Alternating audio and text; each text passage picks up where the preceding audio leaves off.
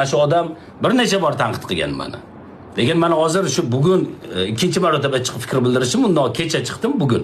Undan oldin bironta joyda men shu odamga bir munosabat ham bermagandim. Sababi mayli bir ilmi bor odam bilmasdan turib, holatdan kelib chiqmasdan, ichiga kirmasdan turib fikr bildiribdi-da, xatoni hamma qiladi. Hozir shu bilan ijtimoiy tarmoqda urishib yuramanmi degandim. O'sha Feruza Jo'rabekovning masalasida ham, hozirgi masalada ham. Endi mana bu chiqishlardan keyin o'sha men endi aslida Gulirona Qosimovani yonida olmaganman. Ya'ni qanaqa ma'noda? Men qonun buzilishiga qarshiman albatta. Har qanday holatda ham qonun tarafida turaman. Gulirona Qosimovani masalan sudlarda borib biz bora olmadik. Bizning nomimizdan vakilimiz bo'lib Otabek Hamidov akamiz bordi. Mana shu holatda hozir aytayaptiki, sani men yoningni oldim aslida deyapti. Erkak bo'lish kerak odam. Qani qatta yonini olganini men masalan ko'rmadim. Siz ko'rgan bo'lsangiz izohlarda qoldiring. Yo boshqalar ko'rgan bo'lsa iltimos etinglar uni ham. Bir savol bersa, savoliga javob bera oladigan savoliga javob beryapti. Javob bera olmaydigan savoliga shantaj qilmang, boshqa qilmang. Ichki ishlar xodimlari sizdan ariza yozmagan, shuning uchun chora ko'rmayapti deb turibdi-da. Ichki ishlar ariza yozgan, uni sud ko'rmadi, uni qirad etdi desa, yo, o'shani sud hal qiladi deyapman dedi. Qani bir pozitsiya qani? Qani pozitsiya? Bir sharaf qani? Erkaklar bir narsalar deb chiqasan-ku. Men o'zi ijtimoiy tarmoq faollari bilan hech qachon tortishib urishmaganman. Hattoki nechtasi chiqib yomonlaganda ham qilmaganman shu ishni. Lekin mana bu dayus degan so'zing uchun javob berasan.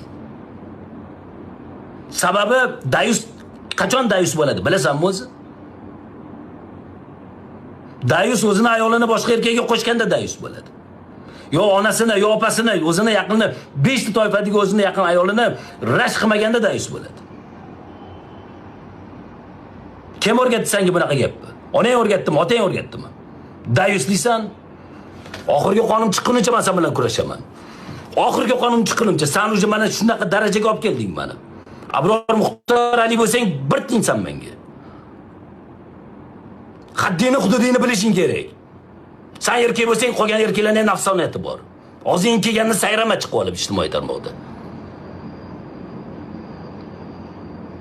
Boshqalar bilan tortishgan bo'lsang agar, oxirigacha sen olib bora olmagan bo'lsa, u men bilan adashtirma ularni. Oxirigacha olib boraman men seni.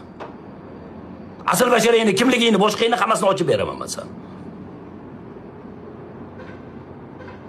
Qo'ymaylik qo'y. Ahli ilmi bor. Bunaqa odam bilan tortishmaslik kerak, u qilish kerak, bu qilish kerak degan gaplar uni san uringda o'tdi o'sha. Sani uringdan o'tdi o'sha bu narsa. Sababi agar ahli ilm deb biz ilmiga qarab emas, amaliga qarab hurmat qilamiz. Ilm hamma ham olishi mumkin, lekin uni amali hammaga emas. Shaytonning ham ilmi bor. Butun farishtalarga dars bergan. Agar uni orqasidan ham ergashish kerak bo'lsa, marhamat, o'sha muridlari ergashishingiz mumkin. Shaytonning orqasidan. Gap ilmda emas faqat. Mingta narsa bilib, bittasiga amal qilmagan odam, bitta narsa bilib, bitta narsaga amal qilgan odamdan ham pastroqda bo'ladi.